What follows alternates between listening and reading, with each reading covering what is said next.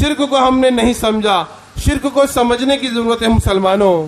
آج اگر کسی خاتون کی، کسی ہماری ماں اور بہن کی اگر طبیعت خراب ہو جاتی ہے، کوئی شیاطینی یا جن جادو کا مسئلہ ہو جاتا ہے، تو شیطان اس کے جسم سے باتیں کرنے لگتا ہے اور کہتا ہے میں فلاں درگاہ سے آیا ہوں، میں فلاں درگاہ سے آیا ہوں، اور میں جب تک تم اس درگاہ پر جا کر چڑھاوا نہیں چڑھاؤ گے، نظر نہیں مانو گے، میں جانے والا نہیں ہوں. یہی ہوتا ہے نا. جی ہاں، شیاطین آ کر کہتا ہے کہ میں میرا دادا کیسے آیا ہوں. اب جب تک تم اس درگاہ پہ نہیں جاؤ گے، جب تک تمہارا معاملہ حل نہیں ہوگا. خاص طور سے اس ایریے کے اندر جو شیخاواٹی کا ایریا ہے، میں الحمدللہ 10-11 سال سے یہاں سفر کر رہا ہوں. میں نے اکثر گھروں کے اندر یہ معاملات دیکھے ہیں کہ شیاطین ان کو جکڑے ہوئے ہیں، پکڑے ہوئے ہیں. اور کس نام سے؟ میرا جی کے نام سے پکڑے ہوئے ہیں، کہیں کسی درگاہ کے نام سے پکڑے ہوئے ہیں، کہیں کسی داتا کے نام سے پکڑے ہوئے ہیں. اور جب تک کہ وہ شرک نہ کر لے وہ اس کے اوپر حاوی رہتے ہیں، اس کے اندر سے وہ جاتے نہیں ہیں. یہ عقیدہ باور خود شیطان کرواتا ہے. پھر جب یہ درگاہ پر جاتے ہیں، بکرا مرغا چڑھا دیتے ہیں، چادر چڑھا دیتے ہیں، ناریل پھوڑ دیتے ہیں، تو شیطان اس کو چھوڑ کر چلا جاتا ہے. آج ہمارے مسلمانوں کا اور ہماری مسلمان ماں اور بہنوں کا یہ عقیدہ ہو چکا ہے. جبکہ ہوتا کیا ہے، اب اس طرح سے شیاطین آتے ہیں اور شیطان آ کر بولتے ہیں کہ میں فلاں درگاہ سے آیا ہوں، اور جب تک وہاں پر جا کر تم قربانی نہیں پیش کرو گے تمہارا مسئلہ حل نہیں ہونے والا ہے. تو حقیقت میں یہ ہوتا ہے کہ شیطان اپنی عبادت کروانے آتا ہے، شیطان تم سے شرک کروانے آتا ہے. شیطان کو ہمارے سے کیا چاہیے؟ ان کی دنیا الگ ہے، ہماری دنیا الگ ہے. شیطان کو ہم سے ہمارا ایمان چاہیے، وہ ہمارا ایمان لوٹنے کے لیے آتا ہے. اور حضرت ابن مسعود رضی اللہ عنہ کی وہ حدیث جو مشہور حدیث ہے کہ جب ابن مسعود رضی اللہ عنہ گھر کے اندر داخل ہوئے تو ان کی بیوی ایک عورت سے جھاڑ پھونک کروا رہی تھی. جب ابن مسعود آئے تو اس عورت نے چارپائی کے نیچے اس عورت کو چھپا دیا، ان کی بیوی نے. ابن مسعود نے پوچھا کہ تمہارا کیا حال ہے، کیسی طبیعت ہے؟ دیکھا دھاگا ان کے گلے کے اندر بندھا ہوا ہے. کہا یہ دھاگا کیسا ہے؟ کہا اس کے اندر میری دم کیا گیا ہے. ابن مسعود رضی اللہ عنہ نے فرمایا کہ یہ اتار دیں، اتار کر پھینک دیں. وما یؤمن اکثرهم باللہ الا وهم مشرکون.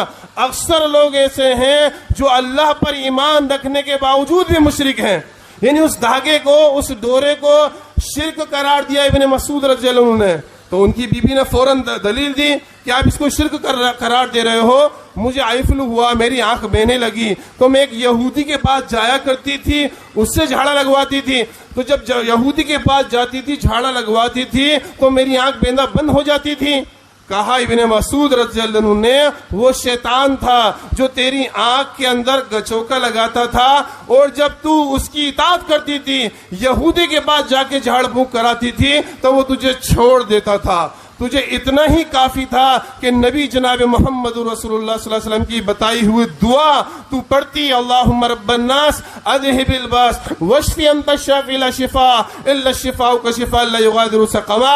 اے انسانوں کے رب، اللہم رب الناس اذہب الباس، بیماری کو دور کر دے، شفا تیری ہی ہے، ایسی شفا دے اللہ جو بیماری کو بالکل بھی باقی نہ چھوڑے. تو یہ دعا پڑھتی ہے، اللہ تجھے شفا دے دیتا.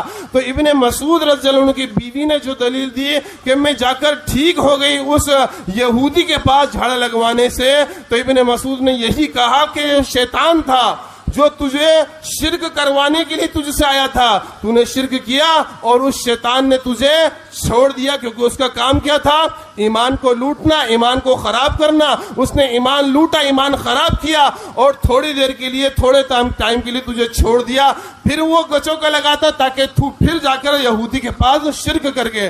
تو میری مسلمان ماں اور بہنوں، میرے بھائیوں، یہ جو شیطان آ کے کہتا ہے میں فلاں درگاہ سے آیا ہوں، یہ شرک کروانے کے لیے کہتا ہے.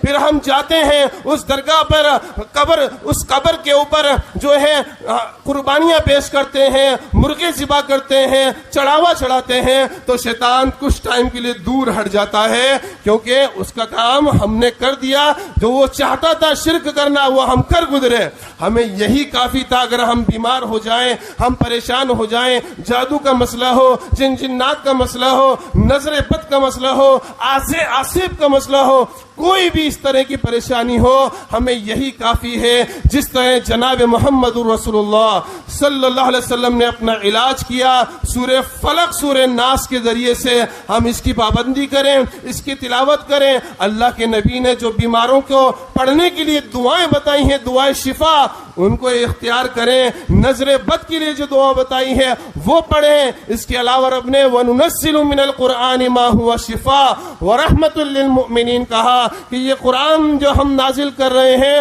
مومنوں کے لیے سراسر شفا اور رحمت ہے۔ تو رب نے اس پورے قرآن کو تمہارے لیے شفا اور رحمت قرار دے دیا۔ تم اس قرآن کی تلاوت کرو، اس کو سمجھ کر پڑھو، اس میں غور و فکر کرو، انشاءاللہ تمہارا کیسا بھی جادو ہو، کیسے بھی نظر بد ہو، کیسا بھی آسیب ہو، کتنا ہی سخت مسائل کیوں نہ ہو، اگر تم قرآن کریم کی تلاوت کرو گے، اس کو سمجھو گے اور اپنی زندگی میں قرآن کریم کو نافذ کرو گے تو یہ شیاطین تم سے چھوٹ کر بھاگ جائیں گے۔